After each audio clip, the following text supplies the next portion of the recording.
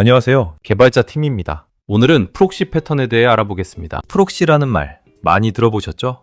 인터넷 쓸 때 프록시 서버라는 말을 들어보신 분이 계실 텐데요. 프록시는 쉽게 말해 베리인이라는 뜻입니다. 내가 직접 하지 않고 누군가를 대신 세워서 일을 처리하게 하는 거죠. 소프트웨어에서도 이 개념을 그대로 사용합니다. 실제 오브젝트 대신 대리 오브젝트를 세워서 접근을 제어하는 패턴.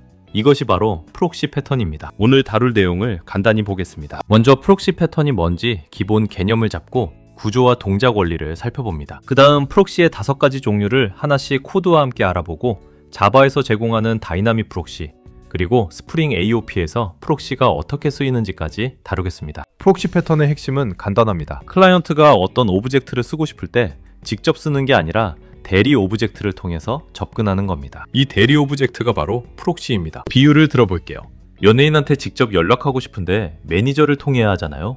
매니저가 먼저 스케줄을 확인하고 괜찮으면 연결해주고 안 되면 거절합니다. 여기서 매니저가 프록시 역할인 거죠. 중요한 포인트는 클라이언트 입장에서는 프록시를 쓰든 실제 오브젝트를 쓰든 동일한 인터페이스를 사용한다는 겁니다. 그래서 클라이언트는 자기가 프록시를 쓰고 있는지 모릅니다. 이 패턴은 GOF 디자인 패턴에서 부조 패턴으로 분류됩니다. 여기 다이어그램을 보시면 3가지 구성 요소가 있습니다. 먼저 서브젝트라는 인터페이스가 있고 이걸 구현하는 리얼 서브젝트와 프록시가 있습니다. 프록시는 내부의 리얼 서브젝트에 대한 레퍼런스를 가지고 있어서 필요할 때 실제 오브젝트에 위임합니다. 클라이언트는 서브젝트 인터페이스만 보기 때문에 프록시인지 실제 오브젝트인지 구분할 수 없습니다. 동작 흐름을 보겠습니다. 클라이언트가 리퀘스트를 보내면 프록시가 먼저 받습니다. 프록시는 프리 프로세싱, 그러니까 전 처리를 한 다음 리얼 서브젝트에 리퀘스트를 전달합니다. 리얼 서브젝트가 결과를 리턴하면 프록시가 포스트 프로세싱, 후 처리를 하고 나서 클라이언트에게 결과를 돌려줍니다. 이 전 처리와 후 처리에서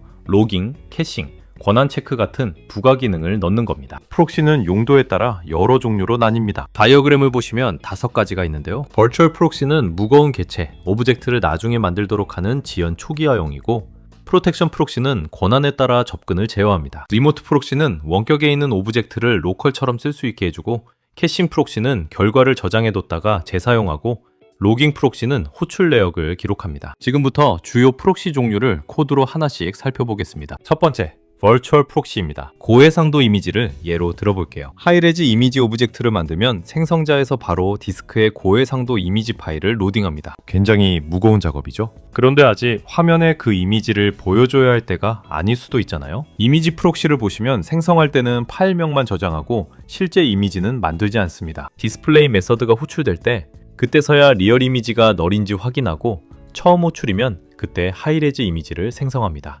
이걸 레이지, 이니셜라이제이션이라고 합니다. 안 쓰면 안 만드니까 메모리와 시간을 아끼는 거죠. 두 번째, 프로텍션 프록시입니다. 문서 시스템을 예시 코드로 만들었습니다. 시큐어 도큐먼트 프록시는 유저롤, 즉 사용자 권한을 가지고 있습니다. 미드 메서드는 누구나 호출할 수 있지만 라이트 메서드는 롤이 어드민일 때만 허용하고 아니면 시큐리티 익셉션을 던집니다. 회사에서 공유 문서를 생각해보세요. 누구나 읽을 수는 있지만 수정은 관리자만 할 수 있잖아요.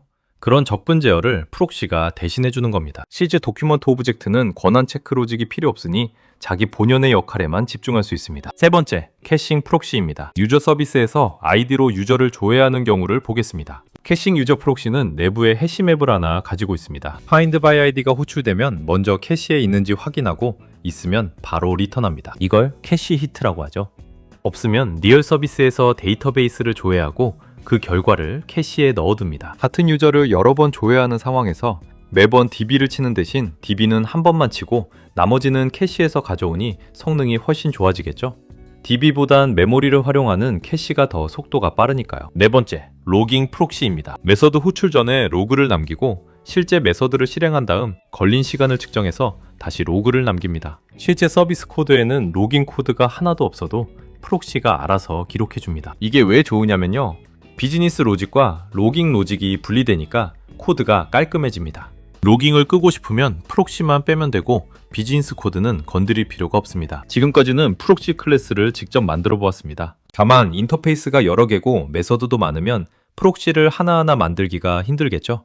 이러한 상황을 대비해서 자바에서는 다이나믹 프록시라는 기능을 제공합니다. 런타임에 프록시 오브젝트를 자동으로 생성해 주는 거예요. 코드를 보시면 인보케이션 핸들러라는 인터페이스를 구현합니다. 인보크 메서드 안에서 메서드 호출 전후로 원하는 로직을 넣고 중간에 메서드.인보크로 실제 타겟을 호출합니다. 그리고 proxy.newproxy 인스턴스를 통해 프록시 오브젝트를 만듭니다. 핵심은 인터페이스만 있으면 어떤 오브젝트든 프록시를 자동으로 만들 수 있다는 겁니다. 하나의 핸들러로 여러 인터페이스의 프록시를 만들 수 있으니 매우 효율적이죠. 스프링 프레임워크를 쓰시는 분들이라면 사실 이미 프록시 패턴을 매일 사용하고 계십니다. 스프링 AOP가 바로 프록시 패턴을 기반으로 동작하거든요. 코드를 보시면 add-around annotation으로 어떤 메서드 실행 전후에 시간을 측정하는 로직을 넣었습니다. 스프링이 런타임에 해당 서비스 빈을 프록시로 감싸서 메서드 호출 시 이 어스펙트 로직이 자동으로 실행됩니다. 인터페이스가 있으면 JDK 다이나믹 프록시를, 없으면 CGD 프록시를 사용합니다. add transactional,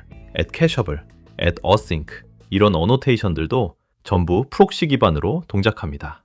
실무에서 프록시 패턴이 쓰이는 대표적인 사례들을 정리해 보겠습니다. 스프링 add transactional은 프록시가 메서드 실행 전후로 커밋이나 롤백을 처리합니다. JPA의 레이지 로딩은 연관 엔티티를 프록시로 감싸서 실제로 접근할 때 쿼리를 날립니다. 페인 클라이언트는 인터페이스만 정의하면 HTTP 호출 프록시를 자동으로 만들어줍니다. API 게이트웨이도 넓게 보면 마이크로 서비스 앞에서는 리버스 프록시입니다. 여기서 주의할 점이 하나 있는데요. 그건 바로 셀프 인보케이션 문제입니다. 즉 같은 클래스 안에서 자기 자신의 메서드를 호출하면 프록시를 거치지 않습니다. 예를 들어 add transactional이 붙은 메서드를 같은 클래스의 다른 메서드에서 호출하면 트랜잭션이 안 걸릴 수 있습니다. 이건 스프링 개발하면서 꼭 알아두셔야 하는 부분입니다. 마지막으로 최종 정리해 보겠습니다. 프록시 패턴은 오브젝트 접근을 제어하고 부가 기능을 추가하는 패턴입니다. 서브젝트 인터페이스, 리얼 서브젝트, 프록시 세 가지로 구성되고 용도에 따라 버추얼, 프로텍션, 캐싱, 로깅,